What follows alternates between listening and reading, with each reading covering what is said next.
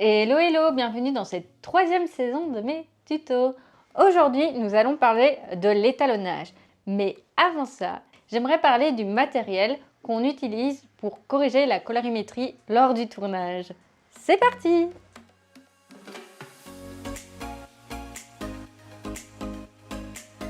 Alors, quel matériel faut-il utiliser pour avoir un meilleur rendu de votre image? Eh bien, tout d'abord, vous avez des lampes pour la luminosité de votre image. Moi, ici, j'emprunte pour filmer mes tutos deux grosses lampes LED de Yuna. Merci Yuyu. Il est possible de régler la luminosité derrière la lampe grâce à une petite molette. On peut également régler la lumière pour qu'elle aille vers un côté plus chaude ou un côté plus froide. Et ici, je vais vous montrer un petit avant-après qui vient du site officiel. Je vous mettrai les liens en description si elle vous intéresse. Bon, elle n'est pas chargée, mais en fait, pour mes vlogs, j'utilise une petite lampe LED. Mais là, elle n'est pas chargée, donc je ne peux pas vous montrer comment elle fonctionne, mais je vous montrerai en plan d'illustration. Et en fait, il suffit de l'accrocher soit sur ma GoPro, et je peux aussi l'accrocher sur mon téléphone, ce qui est assez pratique. Donc, elle est vraiment top top, et on peut en fait régler la lumière pour qu'elle soit plus jaune ou plus blanche, et on peut régler aussi l'intensité. Et je la trouve très pratique parce que du coup, elle est toute fine. Elle se décharge assez vite, mais je la trouve vraiment bonne qualité et super pratique. Je vous mettrai aussi le lien quelque part dans l'image ou en description si ça vous intéresse. Alors, autre matériel assez pratique pour la colorimétrie, c'est des petits filtres qu'on peut rajouter soit sur des objectifs de votre appareil photo, que vous mettez juste là, ça va peut-être devenir flou, mais voilà.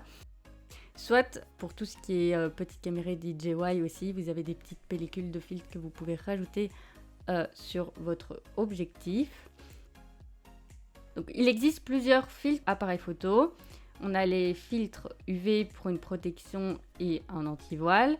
On a les polarisants pour la réduction des reflets, saturation des couleurs. Donc on a les filtres ND qui règlent la densité à neutre pour des poses plus longues ou des vidéos en plein jour.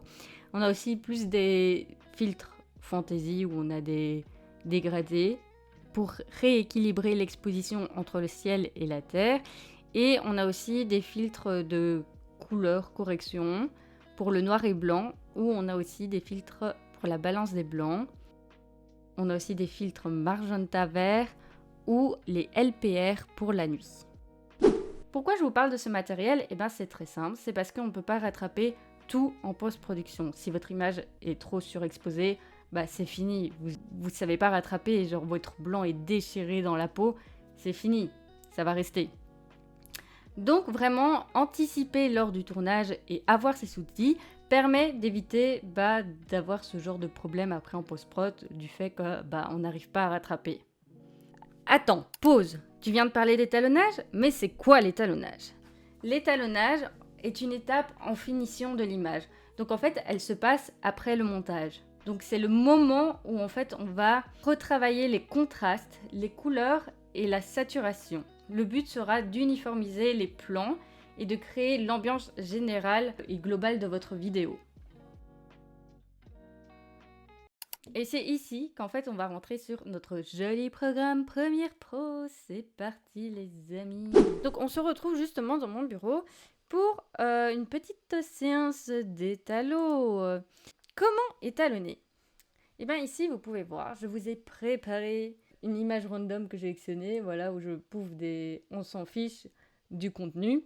C'est pour vraiment vous montrer comment faire la base vraiment de l'étalonnage. Évidemment, c'est toujours ma façon de faire. Et évidemment, c'est une base, c'est pas l'étalonnage complet. Alors, tout d'abord, avant de commencer, il faut savoir qu'on n'étalonne jamais sur le fichier brut. On étale sur ici, en tout cas dans Premiere Pro, sur un calque d'effet. Alors, vous allez me demander pourquoi. Eh bien, parce que si vous étalonnez directement sur l'image, vous risquez de détruire votre image originale, votre fichier original, tandis que sur un calque d'effet, eh ben, il n'y a aucun risque puisque vous n'étalonnez pas sur votre image. Alors, comment j'étalonne? Créer ici, dans Nouvel élément, je clique dessus et vous allez voir, vous avez calque d'effet. Vous cliquez dessus. Là, c'est les paramètres définis déjà générés par Premiere Pro en fonction de votre timeline. Donc là, on est bon. Et vous avez ici votre calque d'effet qui s'affiche. Alors, ce qu'on va faire, c'est qu'on va le prendre et le glisser dans notre jolie timeline. Comme vous pouvez voir, là, mon calque s'est juste mis au tout début, mais on peut miraculeusement régler la taille. Dès que vous avez ce petit curseur rouge qui apparaît, et bien, vous maintenez votre bouton gauche de la souris et vous allez jusqu'au bout de votre plan. Et vous avez votre calque d'effet. Alors, attention que lorsque vous allez faire votre étalonnage, que ce ne soit pas votre vidéo ici qui soit sélectionnée, mais bien votre calque. Donc, double clic sur le calque et là, vous voyez, mon calque est sélectionné. Là, c'est ma vidéo et là, c'est mon calque. Ça, vous êtes sûr que vous modifiez bien sur votre calque. Alors, ici, on va se mettre, pour être plus confortable, dans la fenêtre créée par Premiere Pro, espace de travail, couleur. Comme ça, vous êtes vraiment bien dans la partie étalonnage de Premiere Pro. Comme vous voyez, l'interface ne change pas grand-chose. Ici, vous avez tout ce qui est pour modifier votre image, comme dans Photoshop, pour ceux qui connaissent Photoshop. Ici, vous avez vos options d'effets qui sont passées ici. Et ça qui est plutôt important, je vais vous en parler, c'est le moniteur lumétrie. Vous voyez, quand je passe sur mon image, vous avez ici en fait des courbes couleurs. Ça indique tout simplement vos zones de couleur qui est dans votre vidéo. Donc en fait, ici, si vous regardez, j'espère qu'on va le voir, je ne sais pas si je dois le faire avec la souris ou pas. Donc ici, vous voyez, vous avez des parties bleues, bah, ça représente les parties bleues du côté droit de votre image. Ici, pareil, là, pareil. Et là, toute cette partie ici, et ben en fait, ça représente votre partie de personnage, donc de moi ici. Et en fait, ce qui est le mieux, moi j'utilise beaucoup ce petit diagramme lumétrie pour essayer d'avoir vraiment des couleurs assez neutres, niveau contraste et tout ça. Et moi je vise toujours à essayer de ne pas toucher le 0, que mes couleurs soient plus au milieu, idem en haut, donc j'essaie de ne pas toucher les 255, mais j'essaie d'être plutôt au milieu. Et généralement ça donne vraiment l'image neutre. Et puis ensuite, après, je retravaille dessus pour donner l'aspect que moi je désire. Donc voilà, une fois que j'ai bien touché mon calque d'effet, eh ben, on va pouvoir commencer la colorimétrie grâce à ce magnifique graphique. Tout d'abord, voyons voir plutôt cette fenêtre. Comme ça, vous voyez. Donc nous avons ce qu'on a, les balances des blancs. Alors, normalement, si vous prenez votre pipette et que vous sélectionnez un blanc de votre image, il va faire lui-même les corrections de base pour votre calque, pour votre vidéo. Voilà. Là, il a déjà corrigé la balance des blancs, il a mis une température plus orangée que bleue pour essayer de corriger. Donc voilà, c'est toujours pratique, automatique, mais moi je préfère le faire moi-même. Alors vous avez aussi un autre outil automatique où là, il fait tout lui-même. Vous cliquez dessus. Et voilà, selon lui, pour avoir des bons trucs, c'est comme ça. Mais moi, je ne suis pas d'accord.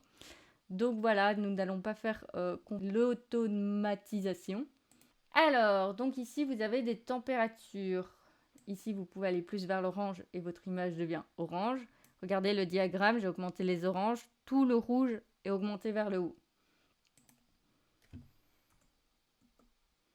Hop, pareil, si je vais vers le bleu.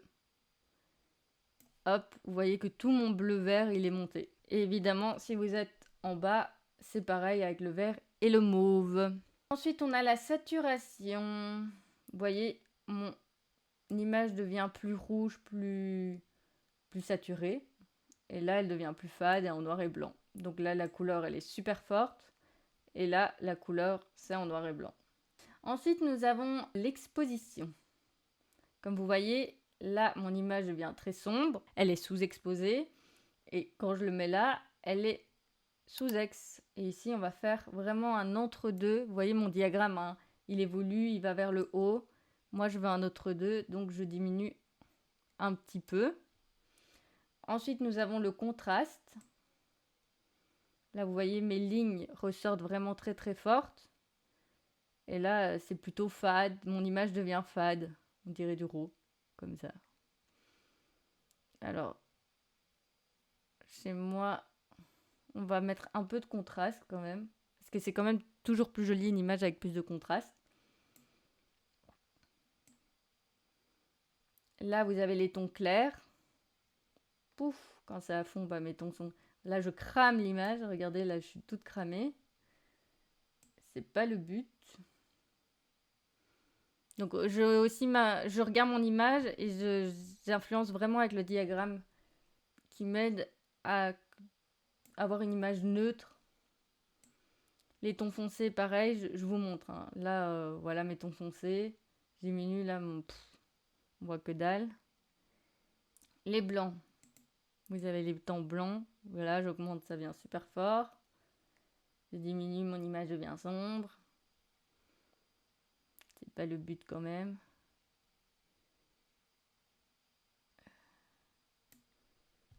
Hop. J'ai un peu peur parce que ici, c'est quand même fort cramé. Hop, là, c'est les noirs que j'augmente, ça fait ça. Je diminue, ça fait ça. Moi, j'aime bien les noirs, là, normalement. J'aime quand l'image est un peu plus noire. Mais ça, c'est un avis personnel. Voilà. Et là, j'ai essayé que mon diagramme... J'essaye que mon diagramme soit quand même le plus neutre possible. Donc, là aussi... Toujours pas dans l'exagération, hein, évidemment, sinon... Et si votre image, vous voulez qu'elle soit plus orangée, vous allez vers le plus orangé. Moi, j'aime bien que ce soit neutre. Et en fait, après, je rajoute une lutte. Mais ça, je vais en venir. Voilà, là, mon image est vraiment neutre. Elle est un peu trop verte, je trouve. Je vais aller... Moi, je préfère quand c'est plus orangé. Voilà, je préfère quand c'est comme ça. Avec le vent. Ça me paraît plutôt pas mal, ça. Voilà. Je vais aussi vous parler... Donc voilà, là, c'est vraiment l'étalonnage pur et simple. Alors, quand j'ai plusieurs plans... par exemple des plans extérieurs et intérieurs, en fait je fais en sorte que d'avoir plusieurs calques d'effets.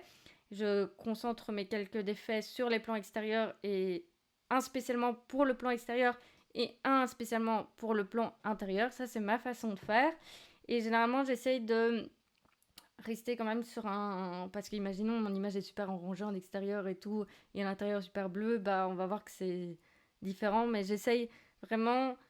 que ce soit neutre. Pour mes blogs, je fais vraiment un seul calque parce que je veux vraiment que toute ma timeline soit neutre. Donc en fait, ce que je fais, c'est que je passe avec mon curseur sur les parties extérieures et intérieures et j'essaye de faire un entre-deux pour pas que ce soit trop violent quand on passe de l'intérieur à l'extérieur. Et si c'est vraiment trop violent, là oui, je fais des calques d'effets séparés. Donc voilà. Alors ce que vous avez aussi, parce que j'ai pas fini, ça c'est vraiment juste la base de Photoshop. Pour être un peu plus poussé, vous avez la partie créatif dans Premiere Pro. Alors la partie créative, c'est là où en fait je vais vous parler des luttes. C'est quoi les luttes? Donc les luttes, c'est un fichier numérique qui transforme la couleur et le ton d'une image. En fait, c'est des pré-paramètres qui sont déjà intégrés et que vous avez juste à mettre sur votre calque d'effets. Tout votre calque prend les effets qui sont prédéfinis. Alors vous en avez déjà dans Premiere Pro qui sont faits. Hop, ici en fait vous allez dans Look et en fait vous voyez plein de calques d'effets. Vous voyez mon image change en fonction de ce que je veux.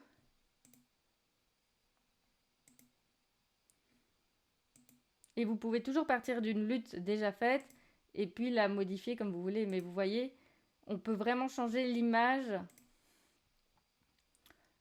de plusieurs façons. Ça dépend vraiment. En fait, l'étalonnage pour moi, c'est vraiment une partie créative qui permet de donner, de choisir la couleur de ton univers. Voilà. Vous avez déjà plein d'étalos au fait. Celui-là est encore stylé, je trouve un peu blue comme ça. Donc voilà. Et donc vous pouvez ici les mettre dans la partie créative look. Et ce qui est bien aussi avec Premiere Pro, c'est que genre vous pouvez le mettre super à fond ou régler l'intensité et qu'elle soit vraiment faible dans votre image. Donc si je la veux juste un petit peu, genre comme ça, un peu plus, voilà. Voilà, mais moi je ne vais pas en utiliser, donc je vais mettre aucune. Il y a possibilité de rajouter sa propre lutte dans Premiere Pro. C'est au même endroit. Il suffit juste de parcourir. Hop. Et moi j'en ai déjà des préfets. Et en fait j'ai déjà des luttes préfaites que j'utilise. Mais je vais un peu en trouver d'autres. Parce qu'il y a sachez qu'il y a des luttes qui se vendent sur internet pour vos vidéos. Donc voilà, si vous voulez les télécharger ou les payer pour ceux qui les créent. Et il suffit de les mettre là et parcourir dans votre espace. On a la netteté de l'image. Donc plus vous voyez là, vos traits deviennent nets. Plus vous baissez vos traits, vous êtes flou. Moi j'aime bien en mettre un tout petit peu, mais pas trop. Voilà. Vous avez la vibrance de votre image. Comme ça, vous voyez les différences à chaque fois quand c'est trop faible. N'hésitez pas à faire le test chez vous. Vous voyez, hop. Comme ça, vous voyez à quoi ça sert. La saturation qu'on a déjà vu. Vous avez aussi les cercles lumétrie. Si vous voulez plus que votre image, de nouveau, dans les tons foncés, soit plus rouge, plus jaune ou plus vert, vous pouvez rajouter ça. Pareil pour vos tons clairs. Hop. Moi, je veux que ce soit plus bleu. Vraiment, vous pouvez toucher vraiment à tout. En fait, moi, je suis plus dans l'orange.